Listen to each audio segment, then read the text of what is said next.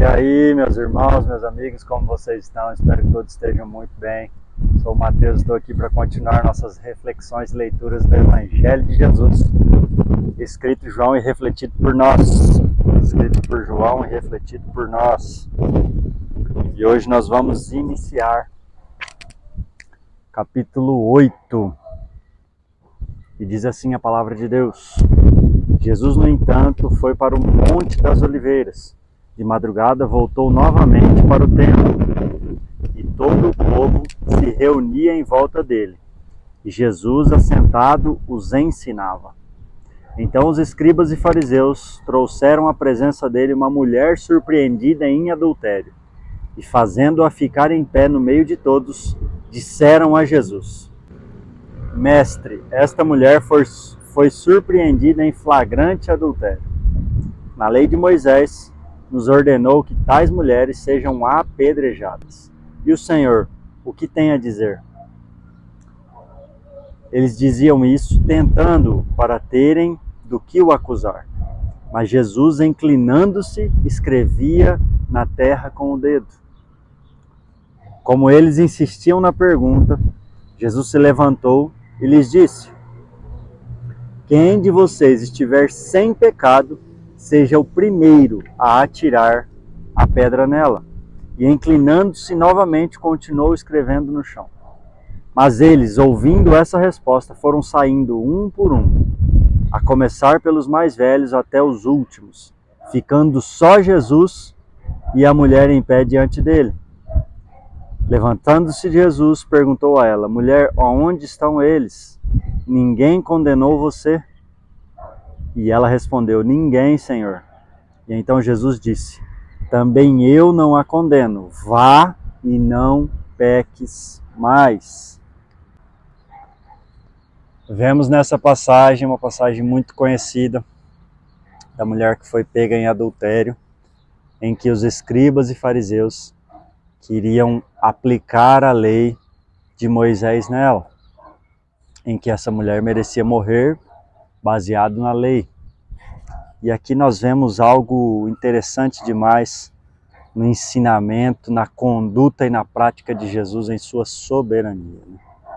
Jesus sempre aproveitando o momento para pregar, para anunciar e para mostrar as verdades do reino de Deus.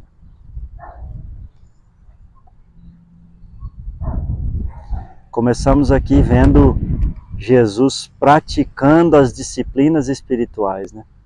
Jesus indo para o Monte das Oliveiras, onde ele se retirava para orar.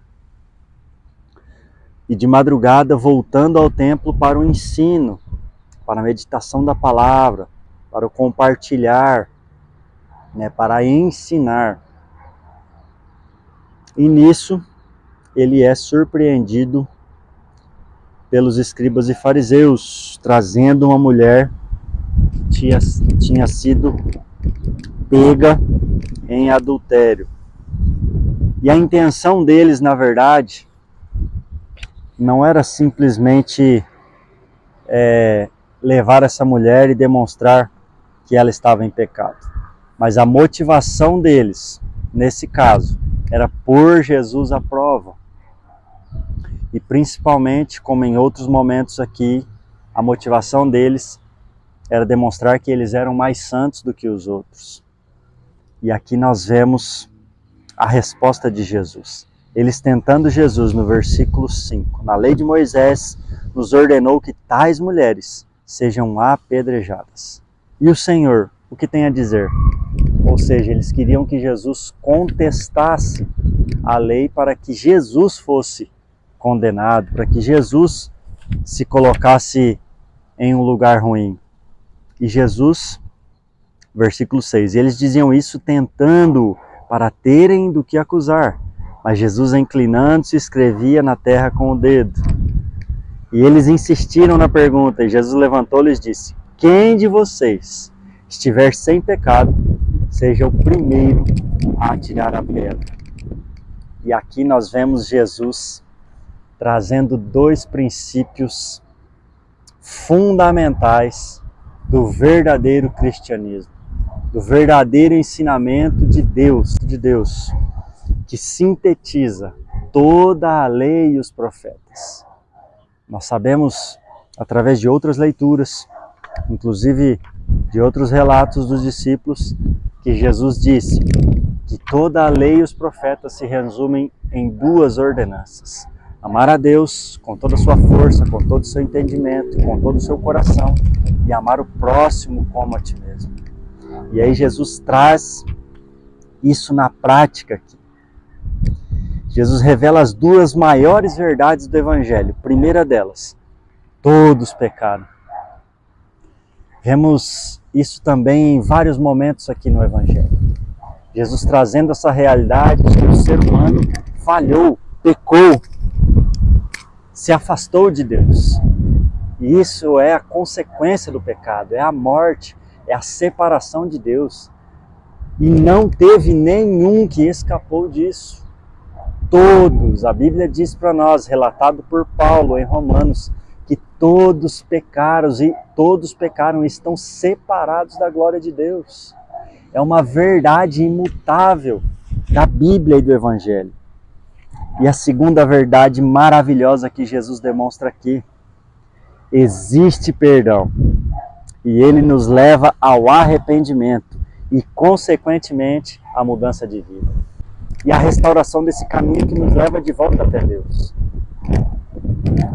E através desse caminho de perdão, é um caminho de arrependimento, mudança de rota. Parar de errar o alvo e acertar o alvo. E que alvo é esse? Caminhar em direção a Deus. Esse é o alvo. Esse é o caminho do arrependimento. E não tem como não ter transformação de vida. Olha o último versículo. A ênfase de Jesus, a mulher em que ele não condenou. Jesus disse: também eu não o condeno. Vá e não peques mais. Vai, mude a sua conduta. Vai, transforme a sua vida. Com essa oportunidade de perdão, com essa consciência de que existe perdão, existe um caminho diferente do pecado. Parar de errar o alvo e acertar o alvo. Eu gostaria que você refletisse sobre isso, sobre essas duas verdades do Evangelho. Todos nós, todos pecamos, mas existe perdão. E esse caminho nos leva ao arrependimento e à mudança de vida. Que o Espírito Santo possa ministrar isso ao seu coração. Vamos orar. Pai, em nome de Jesus, a tua palavra é maravilhosa. E nós queremos louvar o teu nome por tudo que o Senhor é. E tudo que o Senhor é está revelado a nós, através de Cristo e da tua palavra. E ela diz para nós, Deus, que nós sim erramos, falhamos, erramos o alvo e todos pecamos. Mas que existe uma solução, o perdão oferecido a nós através de Jesus. E nós sabemos, Deus, que esse caminho nos leva ao arrependimento e à transformação de vida. E eu oro para que o Espírito Santo e essa palavra alcance os corações e transforme as vidas. Que o perdão seja revelado e venhamos a entender que temos a oportunidade de receber esse perdão e mudar as nossas vidas. Em nome de Jesus. Deus abençoe você.